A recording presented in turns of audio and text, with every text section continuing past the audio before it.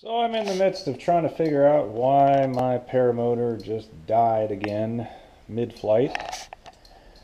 Take a look at the spark plug. That is not a good color. Not a good color at all. It should be nice and brown. This is gray. So things got hot in there. Don't know why. I'll keep tearing it apart, see what I can find. Obviously the piston looks bad. All kinds of crap in there.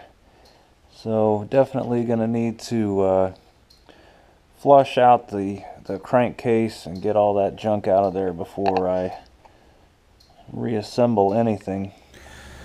Good news, my new piston just arrived in the mail, complete with the rings, which I've already got installed on there. Got to make sure I've got them in the right position. Got a new gasket, head, bottom of the cylinder, exhaust gasket, circlips. All I got to do is put it together now. I've already cleaned out the engine. There was a lot of debris inside the crankcase. Took forever to flush all that out. And also got my fancy Walbro metering lever gauge, because I noticed in the carburetor that didn't seem quite right. So it was cheap, $5 or $6. May as well do it the right way. So my next task, put it all together. So still got a few more things to put together, but one of the things we're still trying to figure out here is why did it lean out and burn a hole in the piston? A couple of possibilities here.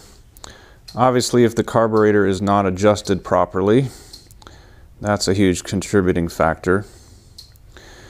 There's a screen on the other side of the carburetor that oftentimes can get clogged up.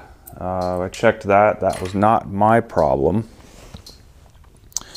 But on this side of the carburetor, you've got a metering gauge or metering lever right here. And so one possibility was that the lever was not set properly. This is a nice metering gauge here, and that lever is a bit low. It may be a little difficult to see in this lighting, but that lever there needs to be up just a little bit higher, and that could throw some things off. So this gauge here, you see there's a gap in between the lever and my gauge. So I'm going to pry that up, set it to the proper adjustment or height, and that's one possible contributing factor. There are others as well. All right, so obviously I've got it running again. Plan is to warm this thing up probably to at least 175 degrees, and then I'll run it up to full RPM. So trying to make sure I got my carburetor adjusted properly. I did some testing last night. Things seem to go very well, so I'm pretty confident things will go well today. Pull the spark plug, look at it again, and if it looks good, I should be able to go flying.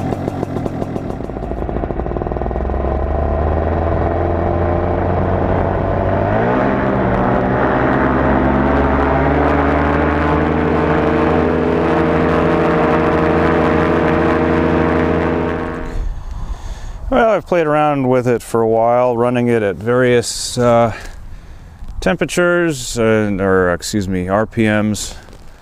So the max temperature of 390 was when I had it at full throttle for about a full minute.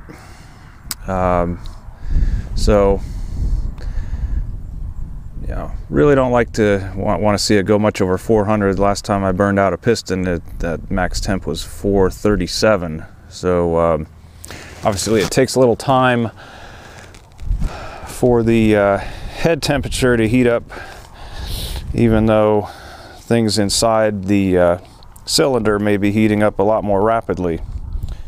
Okay, just pulled the spark plug, and yeah, it's looking brown. I think I'm ready to go take it for a flight. Like I said, I ran it up at full throttle for a full minute. Ran it at different RPMs, mid-range, went from high, went to low. Seemed to do great. So, like I said, hopefully I got all the demons worked out of it. We'll see.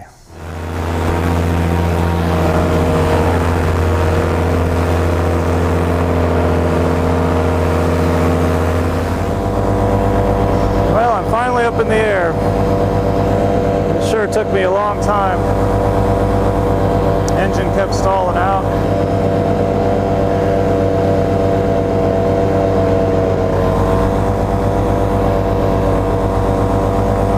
Do something to increase my idle speed on the ground.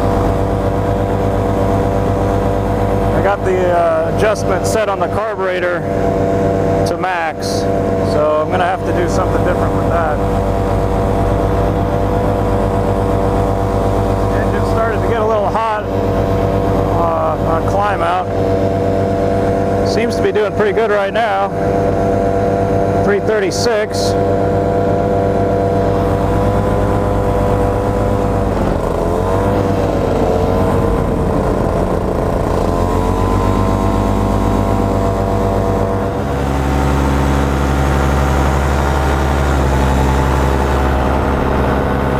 Bit of turbulence tonight.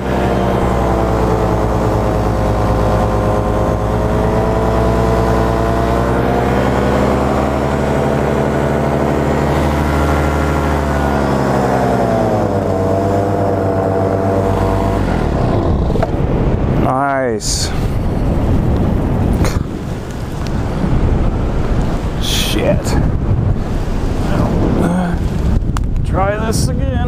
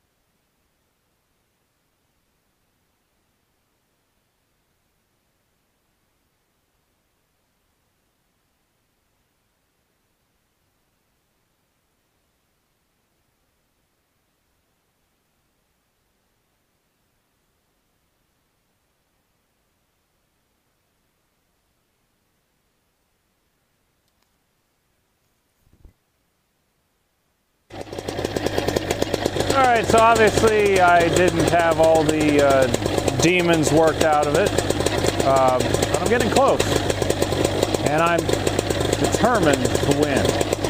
Last time I did fly, it got a little hotter than I wanted it to, so one of the things you got to look for is why is the mixture running lean?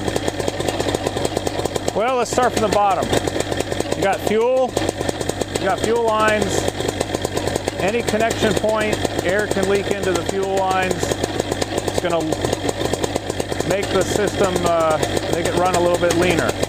So, as you can see, I got air bubbles in the fuel line. Pretty sure coming in right from down there. I had a zip tie on there, but that wasn't enough. So hose clamps, gonna try that. And then I got one other thing I discovered where things are leaking, where air is leaking into the system.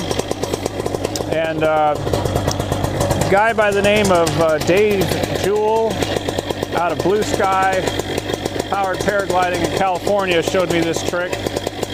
You just take some carb cleaner and you spray it around different points of the engine where air could potentially leak in. You can hear the RPM change a little bit. Gonna almost kill the engine because I sprayed it. That part doesn't seem to be too bad, but the part in between the carburetor and the reed valve assembly, not making a good connection there, so it's sucking air in. So that's obviously another thing I've got to fix. That certainly could contribute to why it's running a little hot on takeoff. But then the other problem I had was the engine stalling out of me when it's running idle.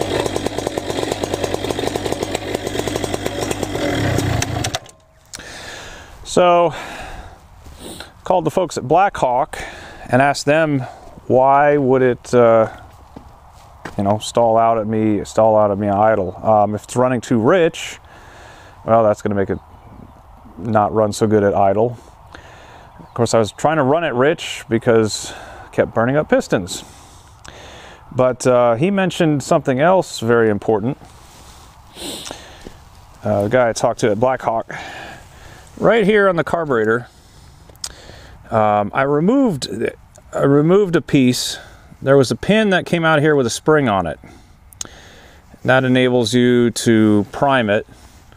Push in the spring and you squeeze your primer bulb down below, and that enables you to prime the carburetor. Well, what he was saying was that sometimes this pin with the spring that comes sticking out of here, that can clog up that hole, and that hole is critical for the differential between the inside air pressure in the carburetor and the outside air pressure in the atmosphere. And it needs to be able to sense that change in atmospheric pressure, because what that does is when it pushes down, it's going to push on that lever, the metering lever, and open up, pop off the needle so fuel can enter the carburetor. So if that hole is obstructed, it's not going to work well. So he suggested I just chop that off and see if that solves any of my problems with idling. So a couple of things to work on here, and then a lot more ground testing this time before I fly again. So see how it goes, but I'm definitely think I'm on the right path.